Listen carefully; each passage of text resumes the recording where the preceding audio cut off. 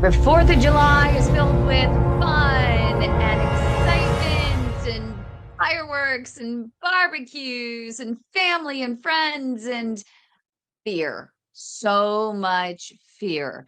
If you have diabetes, whether it's type 1 or whether it's type 2, I thought oh you said my beer. gosh. I thought you said beer. Like, yeah.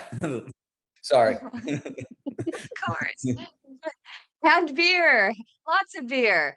I mean, there that adds to the fear, right, Dr. Phillips? Welcome to the show, very special show. Today, yes, we're talking about how to make healthy eats so you can eliminate that fear. And we have Chef Eric, who's going to be cooking for us, showing us some healthy eats. Also, we have Dr. Chen. She's a diabetic educator, also with type 1 diabetes, and she's going to try to eliminate the fear and also enjoy your beer. You like that? I love the So what do you say? intro. That's So what do you awesome. say? And that was off the cuff. I can't believe that. No. So why don't we get things started with a moment of inspiration so we can get right into dive in to some of this good food. Dr. John Phillips, spectacular vascular moment of inspiration. So my moment of inspiration is not a particular quote here, okay? But I was kind of looking into grilling as Chef Eric's grilling for us, some heart healthy and diabetic healthy foods. So, if you look at the timeline, okay, about 2 million years ago, people were throwing meat over open fires. So I guess that's kind of technically, grilling. And then the term barbecue came about shortly, thereafter, the Greeks and Romans, etc. So let's talk about modern grilling, though.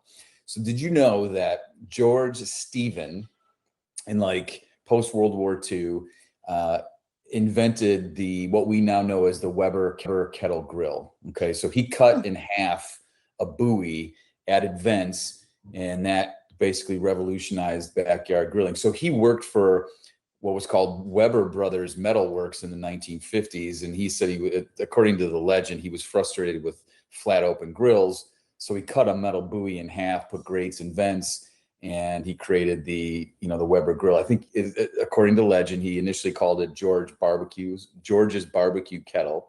But basically that Weber was started, and now you're grilling, and it looks like Chef Eric is grilling on not a Weber. I don't know, is that a pellet grill, or what do we got going on there, brother? Traeger. Yeah, I mean, yes, so yeah. That's it's got an auger system. You throw the pellets in, and it kind of gives you that constant temperature. So anyway, it's not inspirational, but it's just a little bit of fun history about where the Weber grill was created. I love that. But I also love that you were able to nail what grill Chef Eric has. I mean, is that such a guy thing? Well, so it's funny. Awesome. Like, I have a little Traeger at my house that has never worked. It's probably 10 years old now, and it frustrates the heck out of me. And I've not been allowed to get a larger Traeger yet. So maybe I'll get one next Father's Day. I don't know. We'll see. Yeah. Well, now you just put it out there, right? Make your kids see this. I've been asking for one for a long time. So well, now you've made it public. So you put it out there in the universe. Traeger, send me a grill. I think it's coming. So you and Chef Eric, if anyone has ever, been following the Heart of Innovation for a long time, Chef Eric is actually one of your patients. So how does it feel, Dr. Phillips, to see Chef Eric, I mean, the poster child of compliance here, doing the healthy eats and educating others? Well, I mean, personally, it feels good. Eric has battled a number of things, and we've been able to keep as many piggies on as possible, right? And he's kind of persevered. And the peripheral arterial disease, like we talk about, is something that's always there. But if you exercise and eat right and take your medications, you can do okay. And the fact that he's showing us some healthy foods that we can, I guess less traditional stuff that you would typically grill. like hamburgers and brats and hot dogs, which are laden with various things. So I think it makes me smile, and I'm proud and happy that he's doing it. And clearly, Kym, you have to take some credit here too, because you inspire a lot of folks, and those that are listening and watching. It's pretty simple: eat healthy and exercise, and you're going to live longer. And Chef Eric actually joined us, a couple times a month for our PADdy's Plate special, which is on youtube.com/the way to my heart. Make sure you visit there, especially if you're listening right now on KDOW on the radio station or KTRB. We're now on 2 stations. Very excited. Thank you, everyone, for tuning in. But if you want to see what Eric's actually cooking, make sure you go and you visit our YouTube channel, and you can tune in there as well after you're done listening today and see what he's cooking up, because it looks really, really good. And while there, make sure you subscribe to the channel. But we also have Douglas here. Douglas has even been involved in some of Chef Eric's cooking segments. Douglas, what was one of the favorite things that Chef Eric has actually cooked? I think you cooked recently alongside him as well. I was thinking about the stuffed bell peppers again, and I had a couple the other day before this past weekend, and I remembered everything he did, and they turned out, and they were delicious and heart healthy. But I would have never thought about doing it like he did, because my mom did them, but it was the old South Texas style that was full of everything you're not supposed to have. And you cooked it healthfully. Yes. So I was thinking about the stuffed bell peppers as he's cooking there. And So what do you stuff them with? Like for me, I thought it was traditionally like ground beef or something. I think we did ground bison, and Douglas, you did lean beef, right? I did lean beef. Lots of vegetables, spinach. Lots of vegetables. I love spinach, so I stuffed it with spinach. And used Chef Eric, what else for you? Yeah, I had the mushrooms and the quinoa in mine. Yeah, with the tomatoes. Yeah.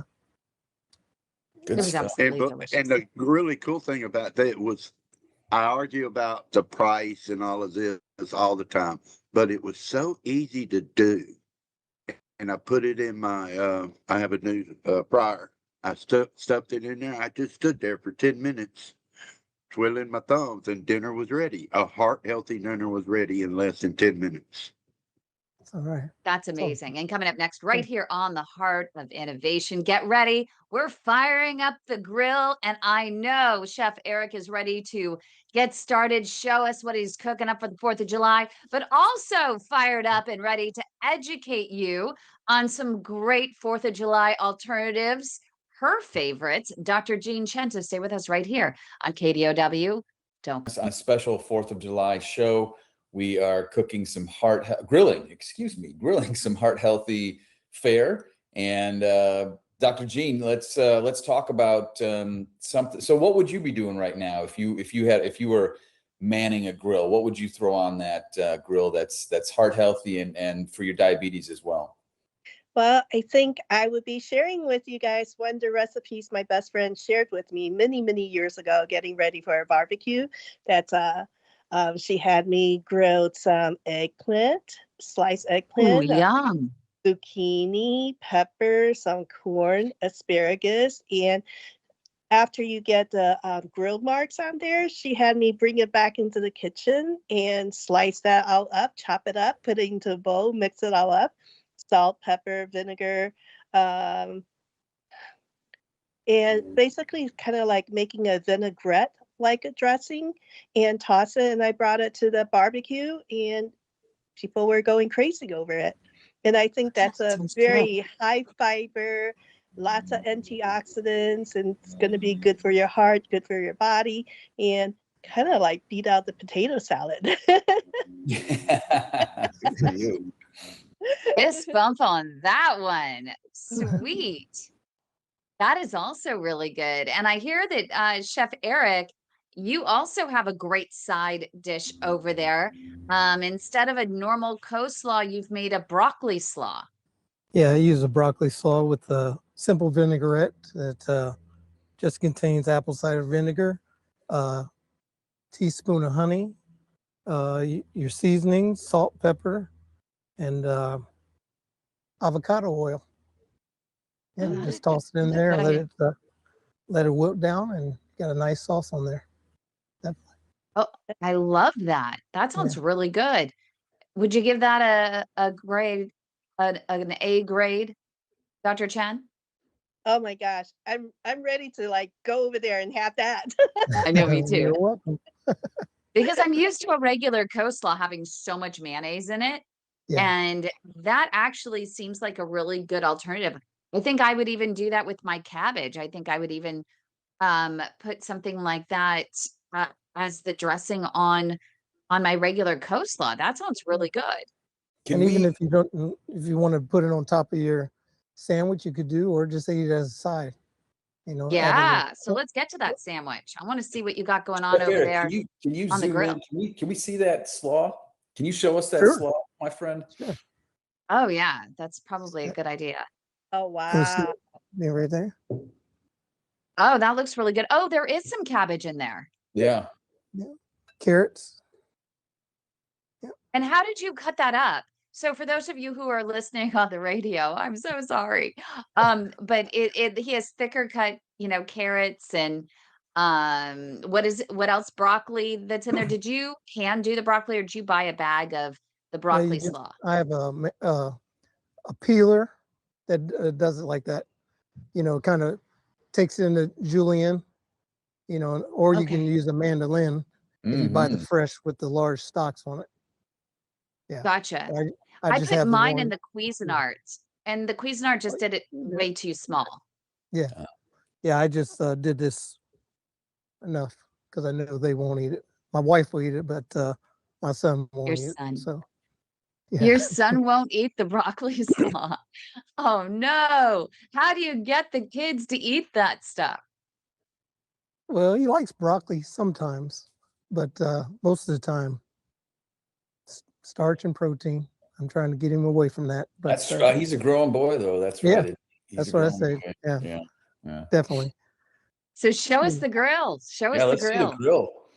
And you can't see it right now. We can see it. Yep. Okay. Oh yeah. So on the grill, for those that are listening on the radio, I think I see some. Is there portobello. There's portobello. Go ahead. And I have green beans that I'm going to season. Long green beans. Yeah, lemon zest and almonds. I have grilled onions that I'm going to put one on the burger. I have zucchini grilled, and I also have grilled romaine that I'm going to add a little. I made a dressing that with Greek yogurt, chipotle pepper, lime, salt, pepper, and garlic. Yes. That's brilliant. I was at a restaurant down in Southern California, and they had a grilled Caesar salad, and it was grilled romaine.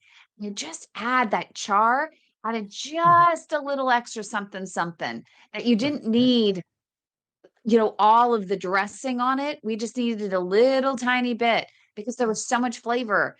And the lettuce, I'm so excited that you're doing that. Any tips for you grilling the lettuce? I mean, I would assume that you wouldn't want it to be on a huge flame. Oh, definitely. I would do, if you have a charcoal grill or something like that, you have a hot side and a cold side, or warm. So I'd start it on there until you get your char marks, then move it to the other side until, it gets to the tenderness you like. Same with the, the grilled vegetables. Some people like char, some people don't. I'd start it off with the flame, then move it to the side until, it's just hot enough, but not flaming hot. Definitely. So Chef Eric, how do you season your vegetables? Salt, when do you put, if you use salt and pepper or whatever, when do you put it on to make sure that it doesn't, the salt draws out the moisture, and then it can kind of get a little bit, that look to it, like pruned. Right. I don't, I usually add mine at the end.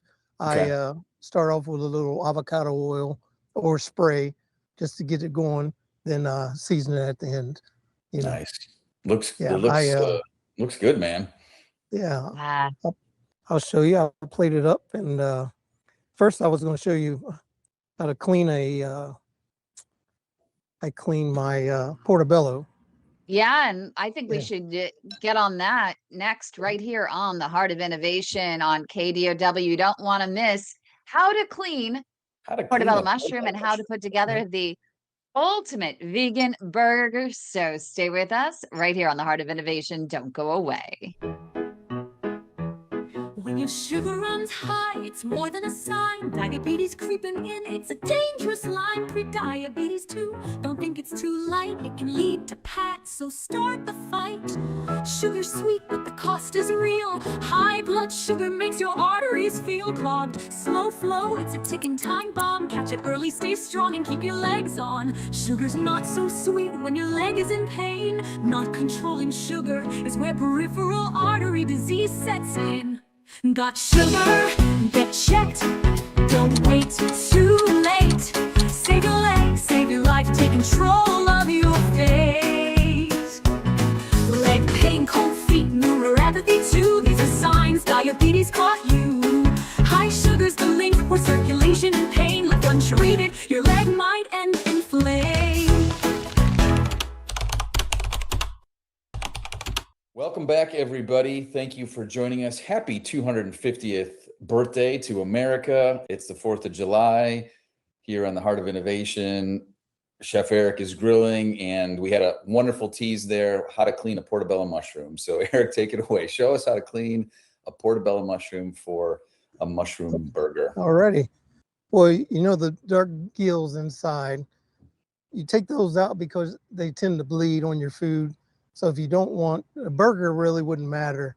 But say you're putting in a stir fry or a different dish, you don't want that darkness to bleed out into your food. So you just Oh, interesting.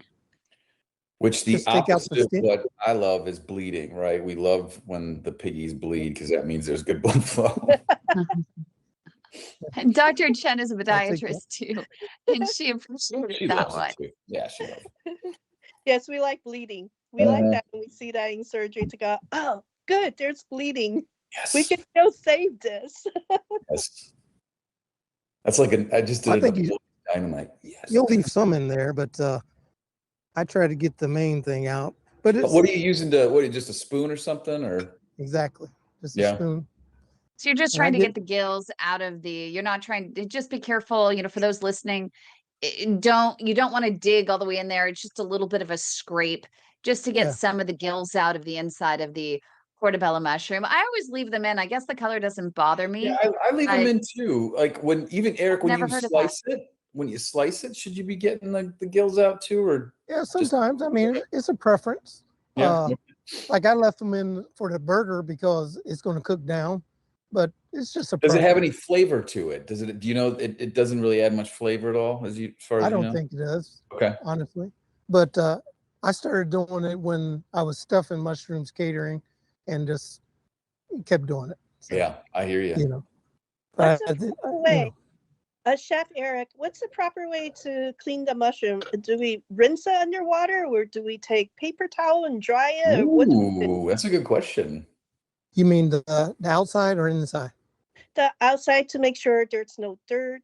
Like, do we Oh, just definitely. I take a damp towel. I don't Okay. submerge my mushrooms because they tend to absorb water. So I take a Oh. damp towel and just go over them. Now, the Interesting. inside here, I'll tap down on the table, then just kind of go through with a damp towel. Most Thank definitely. you. Yes. And I'm looking up on one of the nutrition websites. It's just flavorycooking.com, and it says that removing the gills does not significantly alter the overall nutritional profile of the mushroom. There are nutrients in there, but not enough to worry about just removing. But for me, I'll take all I can get. Right. But we do have Okay. a comment coming in from Michael. Michael, if you want to unmute and chime in, I think you have a great tip. I was just saying that a good alternative for coleslaw, instead of using mayo, you can use Greek yogurt with maybe a pinch of ranch dressing in it or something. That's a really good idea. And I actually, for my dips for my 4th of July, is I'm non-dairy, so I'll do a forager cashew milk, coconut milk yogurt. And I found this organic ranch mixture, which just has the spices. It doesn't have all of the extra preservatives and things, but yet you can still look at the ingredients and you can just pour, the parsley, the oregano, or whatever the spices are, cayenne pepper, and just put them in yourself and make your own ranch. But I use this little package, a little cheatery. It says it's organic, all pure ingredients. I pour that into the Greek yogurt, and sometimes I'll add a little extra fresh garlic to it. And I mix it up and I put it out there with some cut veggies. And people don't know the difference. They don't know that it's not some nasty stuff that's going to have 10 million preservatives and fat and crap in it. So real quick, you had mentioned, I just did a quick search on open evidence regarding the nutritional value of portobello mushrooms. And did you know that they're about 90% water, which I guess makes sense, right? You dry them out. But that's interesting. Lots of minerals, vitamins. They have some unique bioactive compounds. And in fact, there was a JACC review, so the Journal of American College of Cardiology kind of looked at the cardiovascular nutrition within a mushroom, particularly their bioactive compounds. And so they're kind of anti-inflammatory, antioxidant, anti-atherosclerotic. They help lower cholesterol and maybe antihypertensive in some clinical trials. So consistently eating mushrooms was shown to decrease triglycerides and ultimately decrease serum glucose or sugar levels. So pretty good call there, Chef Eric, on the old portobello. I love it. This is a good nutritional and good tasting meal that we're going to see Chef Eric put together next, right here on the Heart of Innovation on KDOW. So don't go away. How many procedures are you willing to go through? Is it worth going through that many, or would you rather just? That's funny. Was it worth it? Oh yeah, I have my leg, man. Amputation should absolutely, positively, 100% never be a first-line treatment. What an incredible operation, what an incredible lab you have here. Without a doubt, we're underdiagnosing peripheral arterial disease. It has not gotten the attention that it should because it is a killing disease, it is a disabling disease, and most importantly, it's a disease that we now have great treatments for. Okay, let's go to the next one.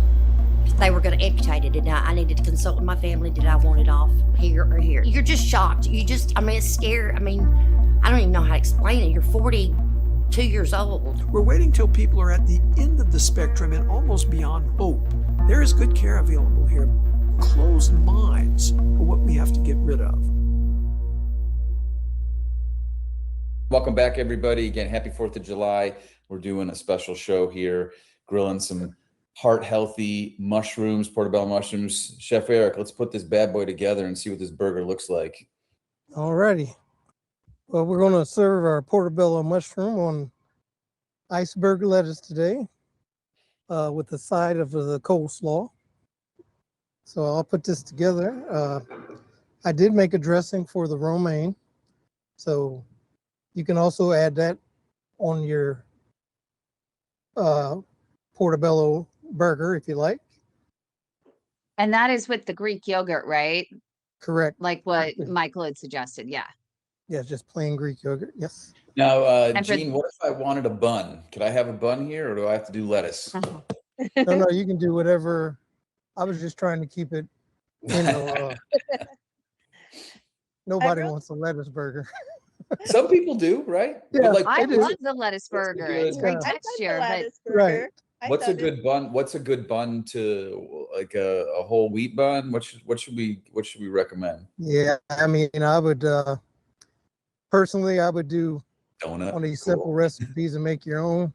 I don't trust anything in the grocery store really, but I spent my time yesterday reading everything, and even gluten free, you get at least 30 ingredients in that bread, and unless you go to a bakery, get the Hey, sourdough with the, Jean, what do you think about, Dr. Chen, what do you think about, I get from Trader Joe's these Egyptian sourdough pita pockets, and I split it in half, and then I put my portobello mushroom inside the pita pocket. I grill that, and I put it in there with the lettuce and the tomato and the pickle and the onions.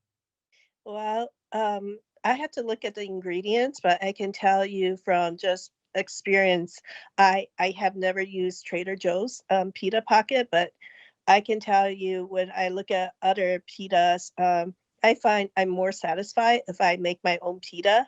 I feel fuller versus if I buy store brands. I tend to be hungrier and not as fulfilled. So I'm not sure whether it's the ingredients that they're throwing in there that's making my body feel that way or what's going on. But I also want to comment on the Greek yogurt dressing. I really love the fact that our chef Eric is doing that because he's avoiding all that nasty seed oils that go in mayonnaise. Yes. Yeah, I mean, no seed oils. Well, okay, so let me ask you guys this: like, why is it that when I buy a loaf of bread from like Whole Foods that was baked there, you get a day or two out of that, and you got to throw it out; it goes bad. But if you put it in the freezer. Well, but like when you buy the stuff, I don't know, Brownberry or Wonder Bread or some of this other stuff, it'll last for like weeks. I know that's not good to eat. What are they putting in? What are they putting in there that makes it last so long? It scares me. Preservatives. And It scares me. Yes. Have you ever seen some of those bread? Like one time I found one in my vegetable section. I'm like, how old is this bread? There's no mold on there. So I have a funny it's story. Just like real our quick. apples. I have apples that have lasted a year, and I'm thinking, what in the world is on that apple? I have in my office, I have a Twinkie that my nurse practitioner gave to me the day she left, which was in October of 2014. This is no lie.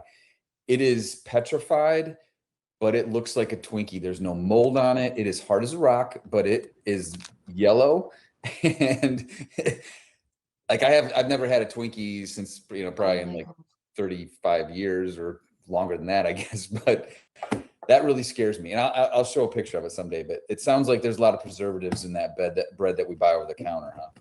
And that can really interfere with your carbohydrate metabolism for at least 24 to 48 hours. Like I used to go out to Chinese buffet thinking I'm, picking just vegetables and some protein and avoiding. Hey, Chef Eric, lower your plate so we can see it in the other camera. Yeah, let's see what this looks Sorry, like. Gene. I just want him to lower it so he's conscious of that camera that's there so that we can see it in the other camera. Oh, I definitely will. Okay. Like that. Yeah, there we go. Yeah. Now, Gene, continue. Sorry. That's okay. So when I went to the buffet, my blood sugar would be off the chart for like 48 hours until my best friend, she asked me the question. So when you're cooking Chinese food at home, Jean, does your sugar get out of whack? And I said, no, I cover for it with insulin and I'm back to normal. Like you have your little bump and then you're back to normal. So she called up the restaurant and found out that they're using pre-made sauces, and the pre-made sauces have a lot of preservatives in there. And there it is. That was the answer. The preservatives messed with my carbohydrate metabolism. Isn't that interesting? So be careful when you go to a barbecue, especially when you don't know the ingredients that people are using. So much better. Bring your own favorites. For example, my dad loves baked beans. Now, overall, baked beans have a lot of, iffy ingredients in it, but we get the canned, goodness, what is the brand that we get? We get the baked beans zero. Bush's. So there's zero. Yes, there you go. The Bush's baked beans, zero sugar. We have zero sugar ketchup from Primal Foods. I use coconut brown sugar, just a little bit of it, and the onion, and then we get as lean of bacon, natural, whatever we could do with the bacon, and only put a few pieces on top. But that's the recipe for the baked beans. Everyone loves it. No one can tell the difference from the original recipe. Still tastes delicious, but we make sure we bring ours so that my dad can enjoy his favorite holiday fare for the 4th of July. That's a good tip. That's a great Yep. tip. Bring your own. But just the primal foods, the zero sugar ketchup is a great tip. Also, lots of mustard, because Dijon mustard, if you look at the ingredients on the right ones, it's pretty natural. So mustard is also a good condiment. Leave the mayonnaise. Love what Michael said in terms of the Greek yogurt. And you can do so much with yogurt. And if you're dairy free, the forager cashew milk, coconut milk yogurt is a really good option. I even, you know what I do, Dr. John and Dr. Chen, is I make my own onion dip with it. So I looked at the ingredients for Lipton's onion dip, and I add, the garlic and the onion pieces and things like that into my yogurt and make my own onion dip. So little hacks that you can do. That Chef looks Eric, what great. do you got going Eric. on there? Show Take show a us bite of that bad boy. Let's show take and a bite. tell. Okay, right here we did the portobello mushrooms with the grilled Oh, onions, look at that. tomato, and I have Wow. the grilled romaine. So is that with the, open faced? Sorry? Is that open faced? Or are you going to put another piece of iceberg Yeah, lettuce on top of it? I tilted it on the side there.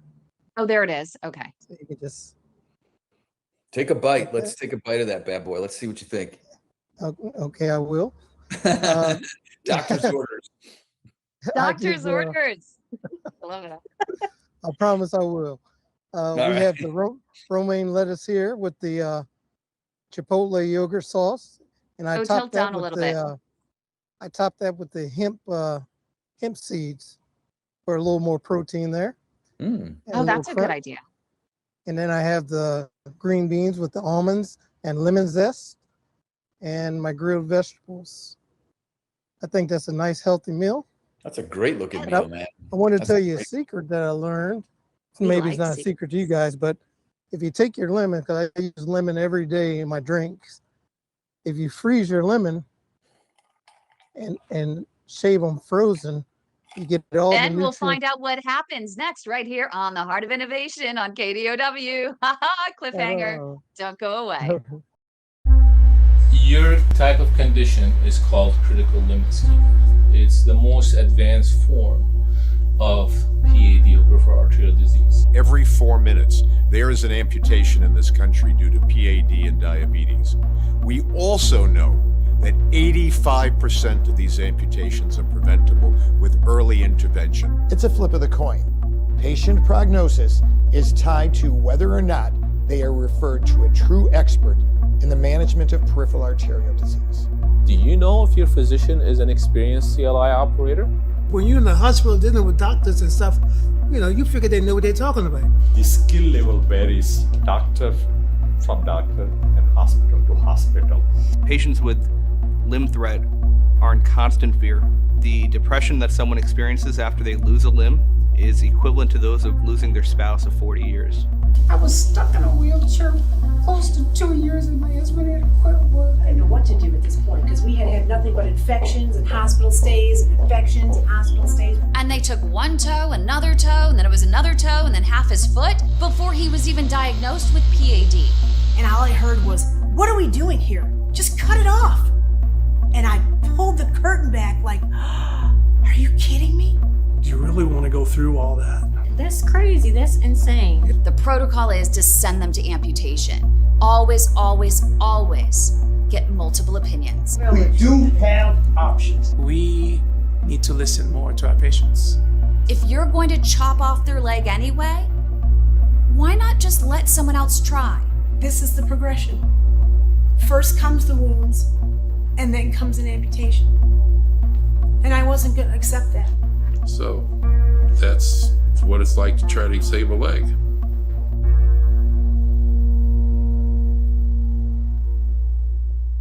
Welcome back, everybody. The flame on this fire and the grill is slowly dwindling here. Our time on the show is almost over. Happy 4th of July. So, Eric, we had that cliffhanger. What were you doing with the lemon, freezing it? You were going to share something about the zest? Yes, I do a chia seed drink every morning with turmeric and half a lemon. And I was wasting a lot of lemons So I learned from this gentleman on the internet that if you freeze your lemon, you get all the nutrients and oils out of the zest. It doesn't go bad, and you just shave enough to where you want to use for your drink or food, whatever. And a bag of lemons will last you a long time. So you put it back in the freezer when you're done with it. Correct. Great tip. Yeah, shave it, put it back. I love that. I even use it for my salmon. Yeah. Yeah. Just shave it off and you get all that, non-waste. Sweet. I love that. And a good lemony taste. So such a great idea. Dig in. We want to see you take a bite. For those listening on the radio, make sure you do go to our YouTube channel at The Way to My Heart. You got to check this out. It looks really good. And I'm curious about how do you make sure that you get a good head of iceberg lettuce and a good cut so it doesn't disintegrate or fall apart? I'm glad you asked. The firmer, the better. I had to go through all of them yesterday and kind of feel the firm core, and then you might take a layer off using a salad, but these are pretty firm. They stick together pretty good, Okay. Moment of truth. Chef Eric's going to take a big bite. Moment of truth. And he's going to let us know how it tastes. I wish Sabra, your wife, was out there so that we could really know if it tastes good, not get the bias. I can call. I forgot to tell you how I marinated the mushrooms. I apologize. Oh, would you marinate the mushroom in? I did a balsamic vinegar, oregano, avocado oil, and pepper. Yes. And you just marinated it for what, an hour? Yeah, about an hour and a half until I was ready to grill. In the fridge? Yes, definitely. Okay. Take a bite. Let's see. We're watching Chef Eric take a really big bite, and it's staying together. So that's pretty awesome. And Chef Eric, show it into the other camera so we can actually see where you took a bite and kind of get that close-up look. Oh, yeah. Yeah, that looks sweet, dude. That's awesome. Yeah, that was fantastic. This is very inspiring. It doesn't need any sauce because of vinegar and things like that, but you can put cheese on it if you eat cheese. You can put some of the dressing on it, whatever you like. Man, make it well done. Yeah. Nice job, Chef Eric. Final thoughts? And Jean Chen, 30 seconds. Quick final thoughts for the 4th of July, eating healthy. Watch out for barbecue sauce. It can drive up your blood sugar because of the hidden sugar. So I would recommend that you do rubs. Make your own rub and put it on your meat instead of using barbecue sauce. Great tip. Thanks so much. Happy 250th birthday to United States. And thank you everyone for joining us. Go to youtube.com/the Way to My Heart to see the full video and get a bite of what Eric has cooked up. Thanks everyone for joining. Great job. Take care.